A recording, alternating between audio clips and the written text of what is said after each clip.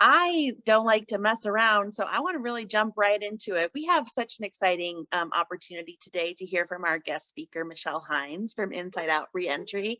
And I am just thrilled for the opportunity for her to share what's happening at Inside Out Reentry, some really exciting housing stuff. Michelle from Inside Out Reentry is going to talk to us about their services and in particular about a really exciting housing initiative they have underway to fill in some critical housing gaps in Johnson County. So Michelle, take it away. Awesome. Well, thanks for having me, Sarah. I'm excited to be able to share this and also to see so many names and faces that I'm familiar with here in the community. So I am going to pull up my presentation. Wonderful. Yay. First step. That's successful. We'll be off to a good start here. So as Sarah said, I'm the director of Inside Out Reentry Community. Our mission is to support people involved in the criminal legal system from changing from the inside out and to educate the public in order to promote healing, restore relationships, and achieve success in the community. When folks are returning back to the community after incarceration, they face a significant amount of barriers as they're readjusting. One of the most important statistics that I always think about reentry and that a lot of folks might not be aware of is that approximately 95% of all folks that are currently incarcerated in Iowa prisons will be returning to the community. So reentry is really an integral part of incarceration. And something that we always talk about a lot within our organization is that reentry shouldn't just be the first or the last few months of somebody's incarceration. Reentry should start at day one, because a vast majority of folks will be coming back into the community as our neighbors, as the folks that we're working alongside. And so it should be a really important aspect to help folks get prepared as best as possible. There's so many barriers that folks are facing as they're readjusting. Housing, which is one I'll talk a little bit more in detail as we go through. Employment. One thing I will say that has been a surprising benefit of the pandemic is that employment has actually gotten a little bit easier for folks that have a criminal background. However, there are still quite a few employment areas or barriers when it comes to licensing for certain professions, that there's still some work that needs to be done there. But things such as transportation, the majority of folks coming out of prison do not have a driver's license. And Iowa, as you know, is very spread out. We have some good public transportation here, but there's still quite some barriers about being able to get around town, fully dependent on public transportation 24/7. Social stigma and isolation continues to be a very large barrier for folks getting out. I will say one thing that I've found to be really interesting. I've been with Inside Out for about 4.5 years, and both professionally and personally, whenever I give presentations or people find out about what I do, I hear, did you know that my brother was incarcerated? Did you know that, my mother has a history involved in the criminal legal system? And these are folks that I've known and worked alongside for years that have never opened up about this. And I think it is because of the intense social stigma that exists in our community around incarceration. And so when you see that with folks that haven't even been incarcerated themselves, you can imagine what it's like for those that are most directly impacted by that. Accessing basic services is another barrier that folks face. When you're locked up for a long time, you don't know about the changes in the community. There are whole new programs that exist that people are not aware of. They don't know where to go to get certain information. And so accessing just some basic services that the rest of the community might be aware of can be a bit of a barrier. A lot of folks have limited familial support. So when they're coming out, they're sort of on their own trying to navigate a lot of things. Mental health or substance use issues is pretty common within this population, as well as basic citizenship rights such as voting. There's been a lot of positive movement and direction when it comes to voting, but folks still need to complete their sentence before they're eligible to vote. So I know one individual in particular who has 8 more years of parole. And so he is just going to continue to work and pay taxes and live next door to everyone else and not be eligible to vote for another 8 years. So still quite a bit of work that needs to be done there for folks as they're readjusting back in the community. So I want to talk a little bit first about just what we provide as an organization. First up is our drop-in resource center. Folks can stop in Monday through Friday to get support whenever they need. Some folks like to call and make an appointment in advance, but that's not necessary. We're always here to support folks as needed. We also assist, as I mentioned, with finding employment and housing. I'd say those are two really common things that we're doing on an almost daily basis to help folks get connected that way. Getting them set up with some of those community resources that I mentioned. It could be, hey, this is where the food bank is. This is, how you need to get there. You don't need to bring documentation, or getting set up with Medicaid, insurance, that type of stuff. We also have a mentoring program. Our mentoring program is kind of fun and unique in the sense that what it is pairing a volunteer in the community with somebody who is currently incarcerated. And that mentorship takes place mainly over correspondence by either letter or through the prison email system. And folks basically build a companionship or a friendship with one another. And then that mentoring continues as they come back into the community. We've seen some really cool stuff happen with these mentorships, because when folks come out, they have, inside out staff support that can help with a lot of those tangible resources. But then they've also got somebody that they can call and talk to if they just want to vent, or having that extra support system is a big thing for folks coming out. We also have a variety of weekly meetings that we hold. So on Tuesday nights, we have a peer recovery group, and that group is for folks in all stages of substance use recovery. It is led by peers for folks that are involved going through their recovery. On Thursday nights, we have our weekly community meeting, which is really a core component of our group, which is essentially a peer support group for folks to come, share their challenges, successes. We always have a topic for conversation. And then from time to time, we bring in outside community partners that can provide education, maybe such as financial literacy. We've had someone come recently from the Iowa City Public Library that's helped folks get set up with library cards, which was really exciting. So it's a good space for folks to come. And one of the things that I always think is so special about those community meetings is it's a real wide range. So it's some folks that have just gotten out versus folks that have been out for years that still want to come back and maybe support the new folks that are coming out, or just maybe need to stop in and get a little support that week. We also each week get the opportunity to go out to Hope House, which is our local work release center. So we're able to connect with folks as they're first getting out and really provide that continued support and be a good resource for them. When folks get out, we also provide bus passes, because we know that transportation can be tricky, and backpacks with various hygiene products, so folks don't have to spend the limited funds that they first have on things like deodorant or soap. We do a significant amount of correspondence and reentry planning with currently incarcerated individuals. Primarily the folks that we're communicating with are individuals that are coming to Johnson County. However, there aren't a lot of reentry groups in the state of Iowa. And so we'll get messages all the time of, hey, I'm going to Des Moines.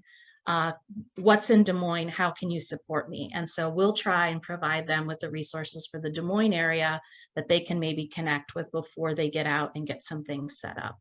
And we're happy to do that because we know there's not a lot of folks across the state that are really doing the correspondence quite like we are. As I mentioned before, some of that life skill stuff. So through our community meetings and other groups, we bring in outside parties that can provide some of that information. And we also like to do various friendship and social activities as well. So, just this spring, we went to a fish fry, which was really fun. I think there was about 17 of us that came together, went out, shared a good meal. Wasn't any ulterior motive other than let's just eat and chit chat and have a nice time and get introduced to a new spot in the community. That is something that a lot of our folks frequently request, is they just want to learn more about the area and go to places that maybe they've never been to before, and kind of broaden their community access in that way. So housing barriers, I've seen a lot of the names and faces that have joined this meeting. So I know these are many barriers that so many of you folks are so familiar with. And when it really relates to folks coming out of prison, a big one is that there's just a lot of landlords that are just unwilling to accept folks with criminal backgrounds. And this can be recent or even pretty significantly in the past. It's just hard to find landlords that are willing to give folks a chance. And even more so, very, very, very few landlords that are willing to accept someone coming directly from prison, because most landlords want to meet the tenant first and maybe have a conversation with them or see some other things lined up before they would be willing to sign a lease with somebody.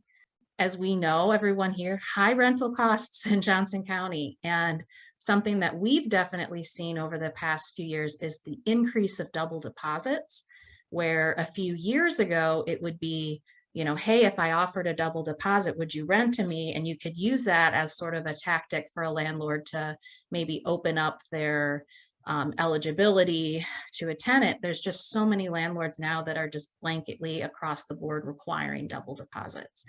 And that's really challenging if you're first just coming out of prison and you really don't have a lot of money saved up.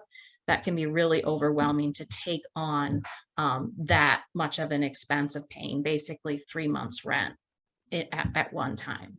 A lot of the folks don't have any credit at all or low credit.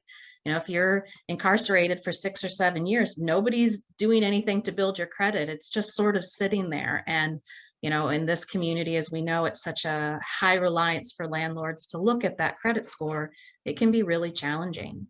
As I mentioned about the savings, you know, when you're locked up, your money is basically just that you're working is just to sustain your life inside. You're not really able to be putting away hundreds of dollars that can go towards some of your housing. So there's not often a lot of savings that folks have that can help them get into some of these high expensive double deposit situations.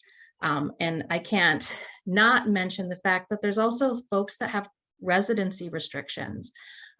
It is very challenging to find housing in our community and in other communities. If you have the 2,000-foot rule, there's just not a lot of housing available for those that have those types of restrictions.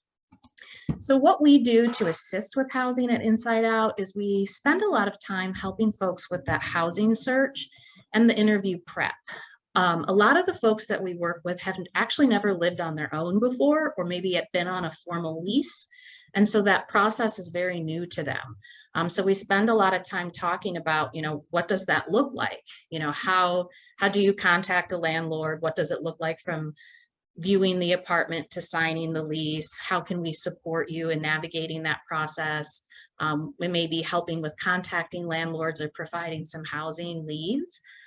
We do maintain a list of rental agencies and landlords that tend to be a little bit more supportive, but as housing providers here know, there's no guarantees with any of that. So many landlords still look at things on a case-by-case basis, or if they just like one person more than another, they might be more willing to rent to them. So we try to do our best with keeping that information as up to date as possible, so we don't see folks spending $150, $200 on rental application fees, which can be really burdensome when you're also just struggling to come up with your rent and deposit. We also, every quarter, we have someone come in that does some financial literacy information. We have budgeting that we can help some folks with. And from 2016 to 2021, we were really grateful to have the support of the Housing Trust Fund of Johnson County. We had a rent and security deposit program that we were providing to some of our low-income members to help them get into housing upon their release, which was a really large success for us to get folks into places. And it worked with a lot of landlords when they know that there was some money kind of coming along with them, that they were more willing to accept them as a tenant. One of the things we always try to do when we're helping someone with housing is be honest with them. I always say, hey, it's going to be challenging. you're going to find housing, but we're going to probably face some bumps along the way as we navigate this, just because of how hard it is to find housing here in our community. And when you have these additional barriers, it just gets a little bit tougher. So we're here to navigate this with you, and we will support you the best that we can. This was a great quote that one of our members had provided about the support that we gave them when they got out of incarceration and helped them find housing. And they really faced a lot of challenges, unfortunately, in the navigation search, but they stuck with it. We stuck with them. We got them in a place, and they've maintained stable housing since then, which has been a really great success. So now I'm going to talk a little bit about our Reentry House initiative, which is, I think, the most exciting part. For those of you that have been familiar with Inside Out, know this is something we've been talking about for years, something we've really wanted to take on because of the major gaps that we're just seeing in our community around housing for folks coming out of incarceration. We are developing our own reentry housing. Our plan is to purchase a 4 to 6 bedroom home in Iowa City for low-income men that were recently released from incarceration. This is something we've put a considerable amount of planning and time into this, from the early design to kind of where we are today. We know as a reentry provider how integral that this is needed, a service that is really designed for this population, taking into consideration their needs and what will help them be the most successful in the transition. A statistic that is shared a lot around incarceration and housing is that after incarceration, individuals are 10 times more likely to be homeless than the general population. And this is especially common within the first few years after their release.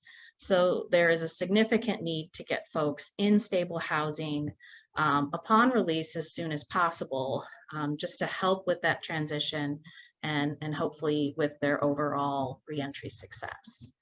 Returning citizens are most likely to be homeless shortly after their release, and supportive housing is associated with recidivism reductions within 1 year of release. So there's really a big need to want to get folks into a supportive environment as soon as possible, because things such as housing instability can put folks in situations that are correlated with treatment failure, supervision violation, and recidivism, which if you're not familiar with the term recidivism, it's just sort of a fancy way of being reincarcerated. And some research that is particularly important to us at Inside Out is around the community component.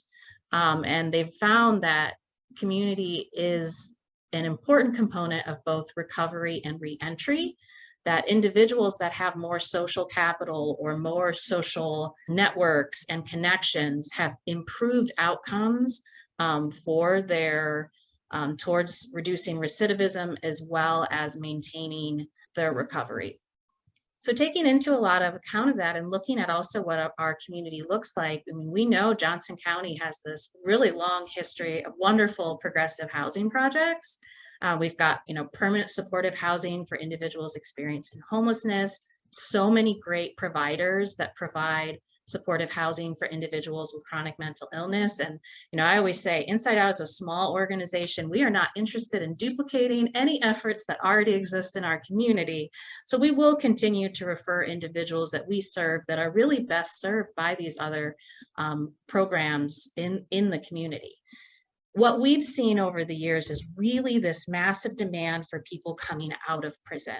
And it's something that we felt increasingly when the pandemic hit. So in 2020 and 2021, I was getting calls from Department of Corrections staff saying, hey, I'm working with someone, they're approved for release if we can find housing for them. And they are individuals that don't really meet or fit into the categories of a lot of the places that already exist. And so unfortunately what happened was they just sat in prison until they discharged their sentence. And this is something that we see, quite often, or folks have to wait until they can get into the work release center. And since we do so much correspondence with folks, we're hearing the type of housing that they want. And people want to come out. They want to be in a sober housing. That's what we hear all the time. Does Johnson County have sober housing? That's what I really want to be in. I want to be in a transitional reentry environment so I can get some support when I get out. And unfortunately, there just isn't anything right now that exists in Johnson County to meet that need. There is quite a bit of this across the state, primarily in the Des Moines area. And one of the things that I found incredibly interesting is talking to these other providers across the state to learn about what they're doing and what their programs look like. And one of them in particular in Des Moines, I first spoke with them about 4 years ago, and they had one house. And the last conversation I had with them earlier this summer, they're almost at like 8 or 9 houses at this point because they can't stop. The demand is so big. They have such big waiting lists that they just keep taking on more and more individuals. So it's really a big need, and folks want it. You know, they want to come out and be in a supported environment that they can be a little bit more successful with and be with other folks that are seeking that same type of reentry housing. So talking specifically about our reentry house and who it will serve, our house will be serving men who've been released from prison, work release, or jail within the past 6 months. And really the highest preference of who we will be serving is those releasing from prison, because we know that there's just such few opportunities for folks coming directly out. Individuals who are incarcerated are eligible to apply once they have a parole or discharge date within sort of 3 months of their application. I don't know how many of you here have worked much with folks that are currently incarcerated, but parole is very complex and unfortunately is not always the cleanest cut system as far as when folks are going to be getting out or what that might look like. And so this was advice that was actually provided to us by other reentry house providers where they said, hey, it's best to wait until it's a little bit closer for their release because things can change so quickly.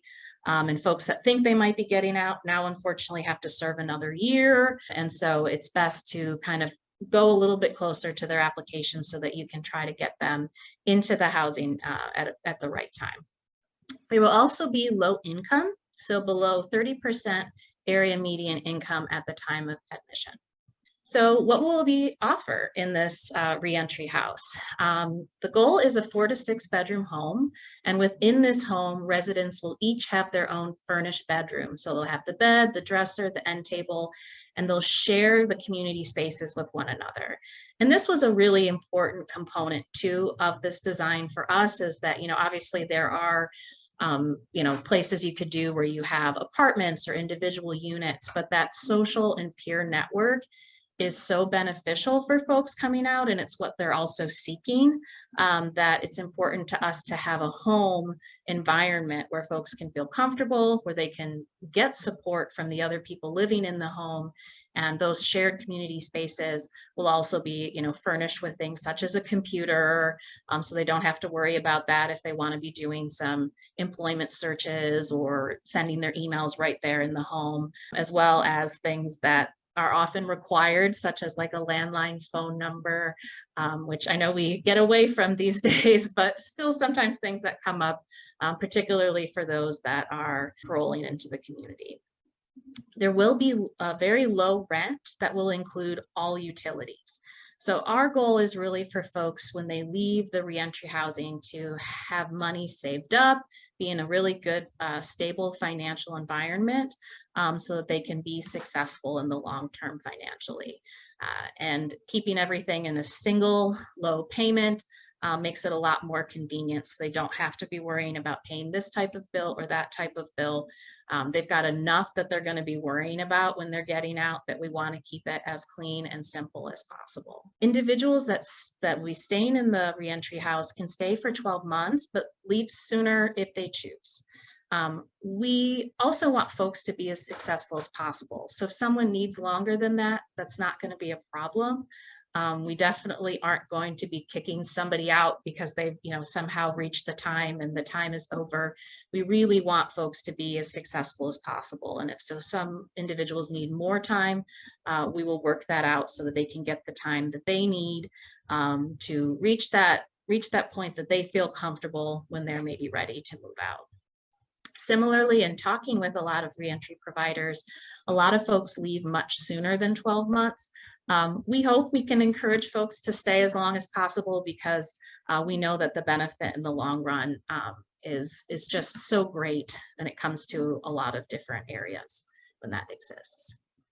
Through the Reentry House, we're also going to be providing so much of that stuff I was talking about before that Inside Out has, such as that case management and support. So helping folks getting signed up with Medicaid, finding employment, the financial literacy.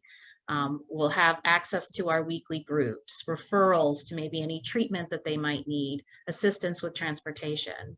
In addition, we're also going to be having a weekly house meeting. And one of the interesting things about the house meeting is that, and I'm going to talk a little bit more about this in the future, but we've been talking with some key stakeholders about what they'd like to see in these house meetings. And a lot of them want educational components, which is great. So we will try to bring in some of that as well. But we know that house meetings are often a time also for just to work through some roommate issues or housekeeping or things that come up when you live with other individuals. Staff will be available to help with house issues such as interpersonal conflict or maybe referring folks to interventions if needed.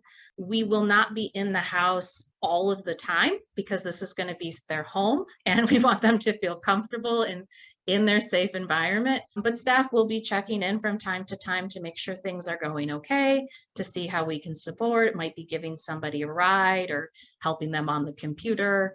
And we will also ensure that we provide some personalized planning for the move out. So when they're ready to move out, hey, let's talk about that housing search. Let's see how we can support you as you're navigating this next step after leaving the reentry housing and going out into the community. Something that's really a key component of Inside Out and always has been from the very beginning is that we include voices of those that are directly impacted into all aspects of our organization.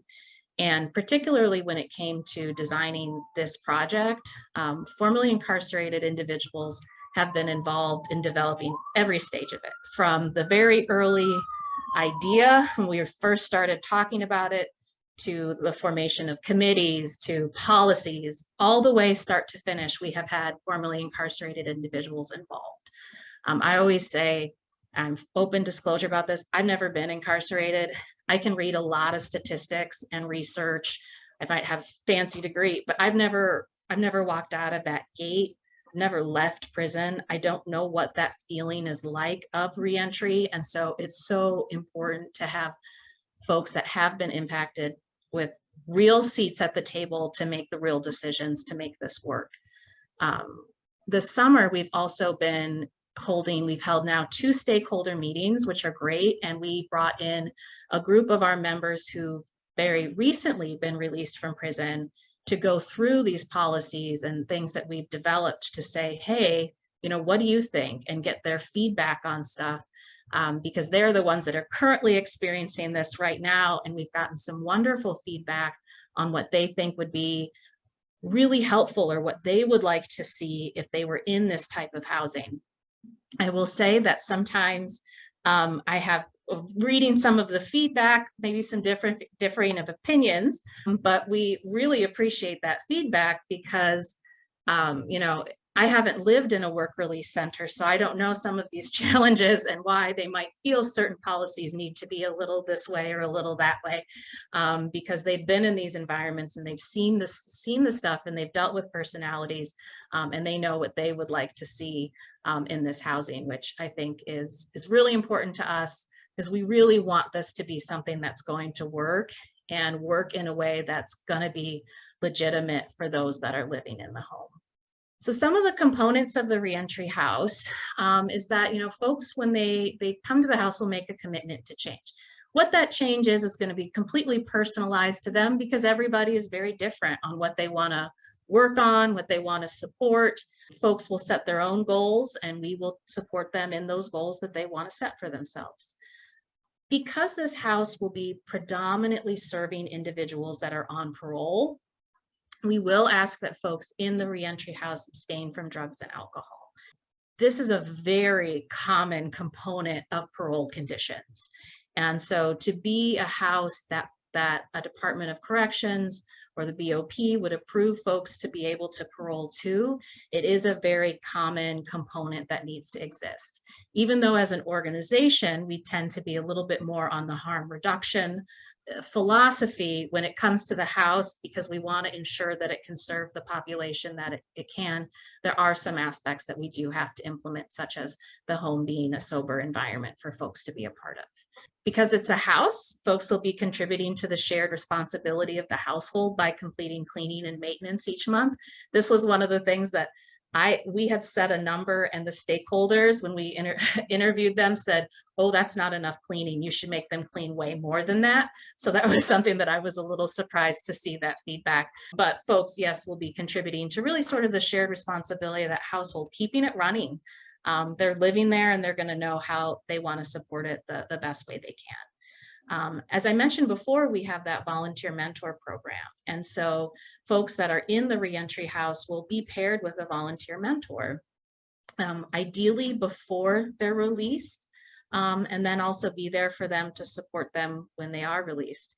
And those mentorships look so different because people are really different. And so it's been really kind of neat to watch how different personalities engage in their mentorships and what each one of those looks like, because they are pretty substantially different from one person to another. Folks will attend weekly house meetings, additionally attend some of Inside Out's meetings. So when folks first come out, we'd like them to attend once a week to really be there to support them. They can choose the meeting they would like to attend.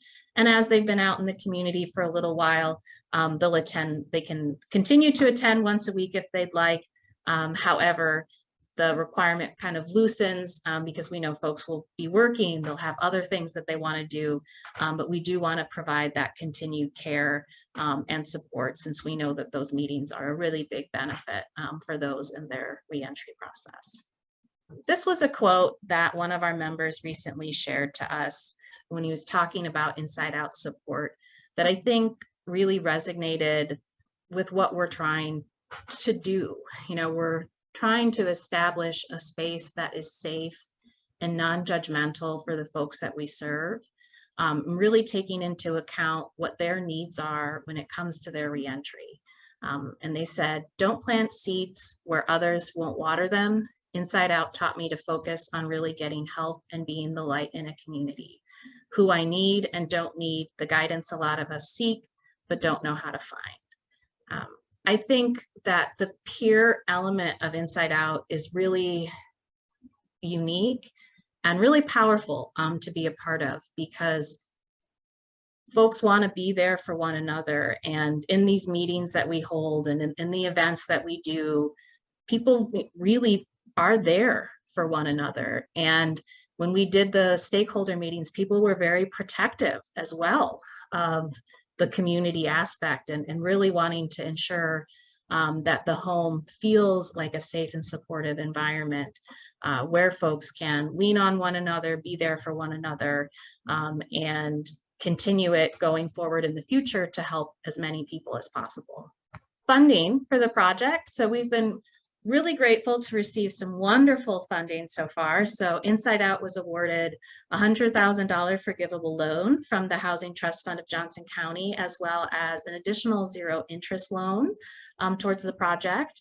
The City of Iowa City granted us home grant funds as well of $100,000. We've had a significant amount of donations from businesses and faith communities and individuals as well, that is helping us get towards this goal of being able to purchase this home.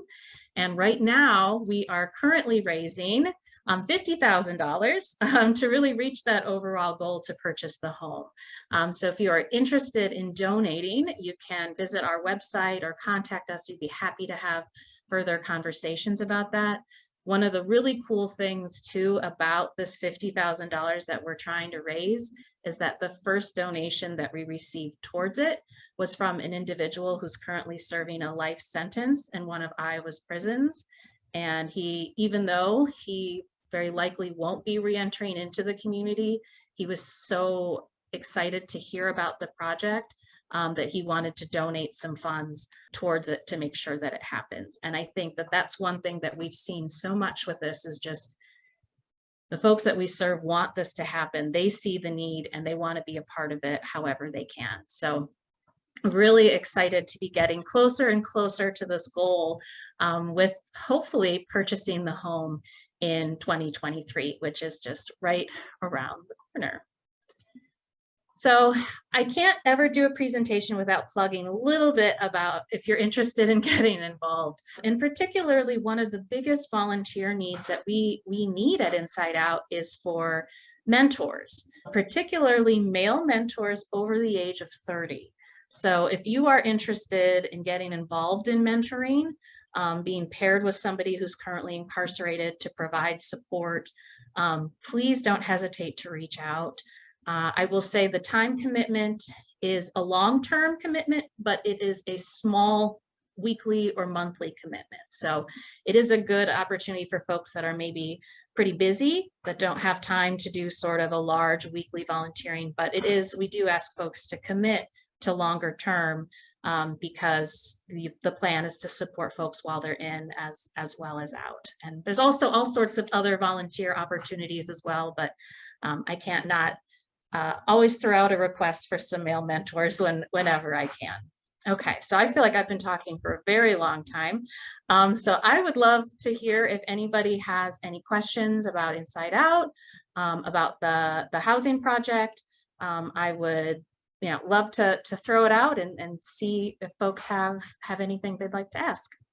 Michelle, this is Valerie, and I do have a question. I know one of your biggest challenges has been finding a place that sex offenders can live. Are you going to try it to locate an area that will allow those individuals? I mean, there's not really any place in Iowa City, I don't know if that's even possible. Yeah, I think just the unfortunate reality of where the 2,000-foot rule lies, it's unlikely that we would find a property, because the other thing that's really important for us location-wise is to be near bus lines or accessible public transportation.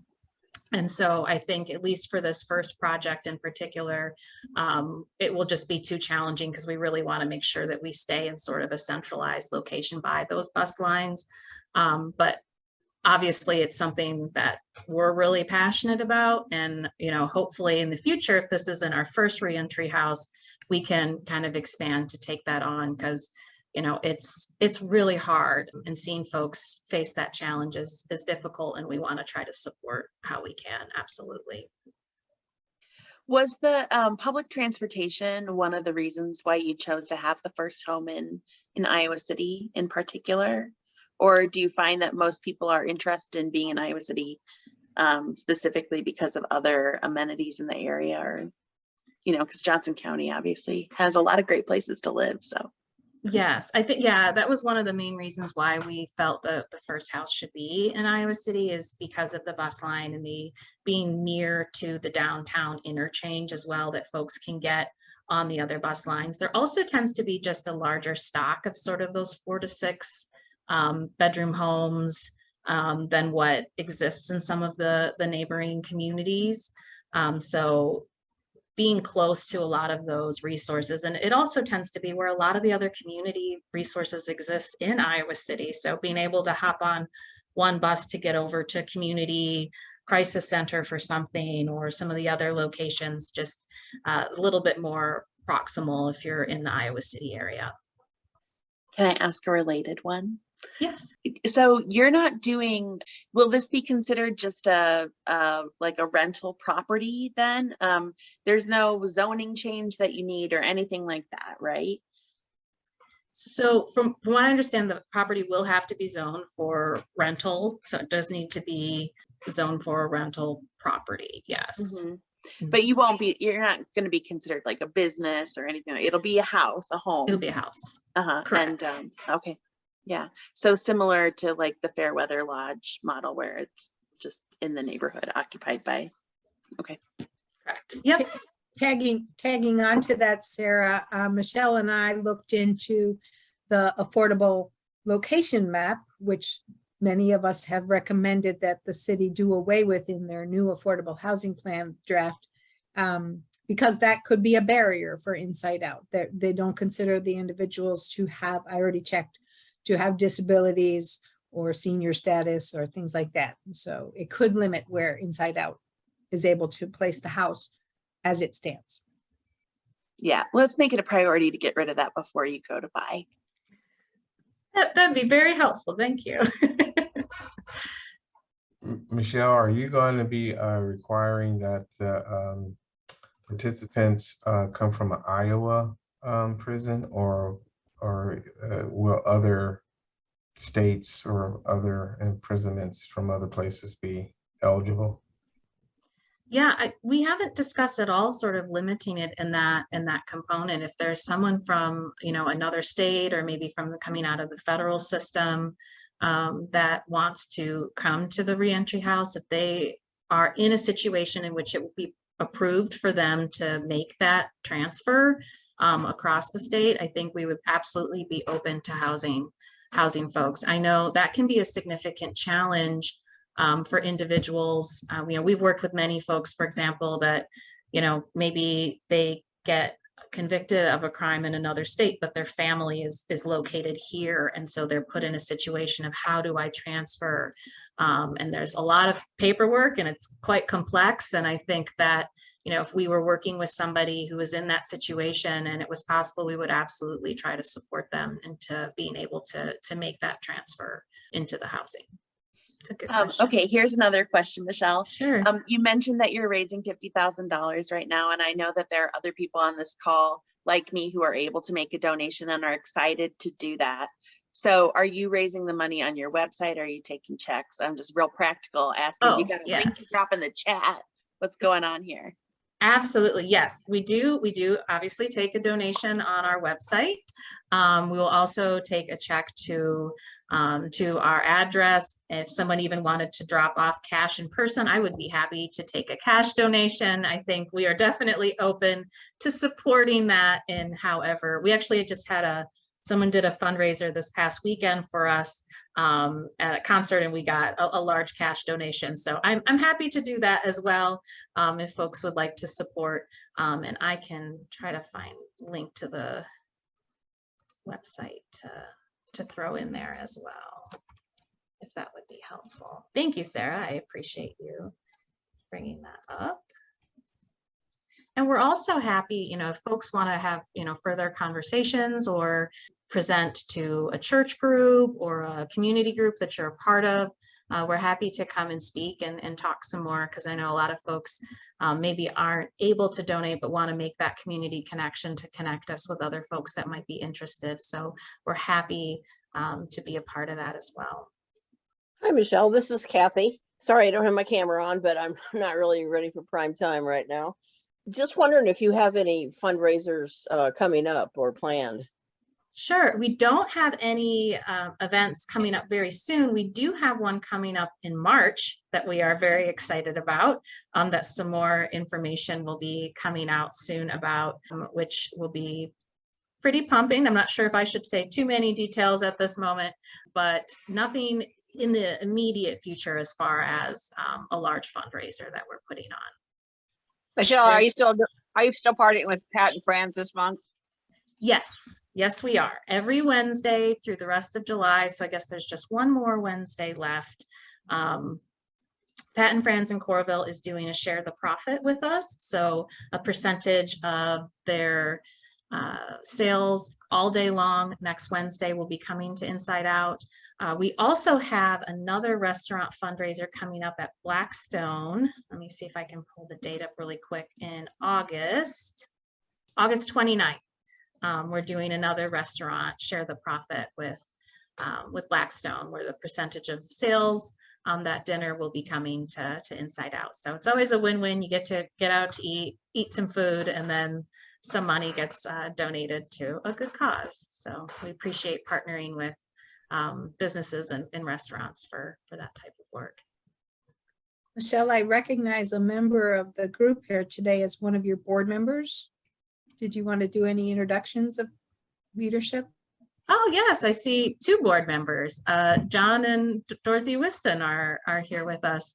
Both of them co-founders of Inside Out, have been very involved in this housing project from the very first initial ideas that we've developed through all of the meetings and planning that we've been so actively engaged. So it's great to see John and Dorothy here with us today, and all of the work that they've done to keep this project moving and getting it to where it is today, which is really exciting.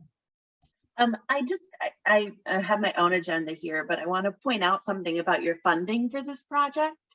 So you said you got a grant from the City of Iowa City Home Program for $100,000. You got a forgivable loan from the Housing Trust Fund for also $100,000, right? Mm-hmm. So I'm guessing that for a 4 to 6 bedroom home that meets the needs of what you're looking at in Iowa City, you're probably talking about a $450,000 house or so. Is that what your budget is for acquisition? Sure. Yeah, what we're kind of looking at right now is when we're working with a realtor who's done sort of a market analysis of what the properties are, and the goal that we're reaching towards right now is $340,000. That was what sort of looking at that, you know, mostly probably more on the 4 bedroom front, because there's just not a lot of 6 bedroom properties that come up in this area that don't get into, you know, that over $500,000 $1 million brand new development housing. So ideally it'd be great if we could find something that wasn't in that area within, you know, the 6 bedroom, but a lot of the properties that we were finding available when we did that market analysis were in that kind of mid 300 range, tended to be a little bit more on the 4 bedroom side. But still a great place for us to start, especially with being our first housing project. Yeah, yeah, and I guess that makes sense. A little lower than I'm at. I think it would be great for your residents to have those granite countertops and the whole thing if they're gonna. But you know, well, okay. Anyway, so say a little less expensive than I was saying, but still, my point is, you know, you've got now, you know, $200,000 basically ready to go that likely you won't have to pay back. The difference that makes for the rent that you need to charge to keep the program going, not just the paying for the house and you know, keeping it in good condition, but also having the staffing there. It makes a program like this so much more feasible, and the benefits of that will last for the life of this project. It's such a great example. And I know we had Ellen as a guest during Housing Trust Fund Month to talk about the impact of those programs. But I just want to highlight again, that big initial investment for this program is going to have decades of benefits to the residents and to the stability of this program. So just really want to highlight that for everyone who's tuned into about what a difference that makes. Yeah, thank you for bringing that up, Sarah, because that is such a good point that I didn't quite include in the presentation. And one of the things that will kind of differentiate this house from some of the other reentry houses across the state, because most of them haven't gone with sort of a grant funding model, which means their rents are higher. And they are in situations oftentimes where it's like 2 people sharing a bedroom, so that they can kind of keep up the property. And one thing we wanted to be very clear about was that we weren't going to be doubling people up in bedrooms, because you've been incarcerated, you've been sharing space for a long time. Folks really need their own space, and having so much of that initial investment allows us, as you said, to keep the rent low and also provide folks with that independence that they unfortunately haven't really had while they've been incarcerated, which really is important to say, hey, this is your room. We're not going to make you share this with anybody else, so that you can really be comfortable in your home. Any other questions? Sorry, I know I'm monopolizing. I have so many. I'm so enthusiastic about the project. I just want to talk to you about it all day, but we have like 5 minutes for anyone else with any comments or questions, please. I have a question about policy compliance. You mentioned some different funding mechanisms as well as your 30% AMI. How, with this being your first house that you guys are owning and operating, are you planning to do that 30% AMI policy compliance on your own? Are you partnering with another organization? Is that something you've done before? How are you planning on taking on that?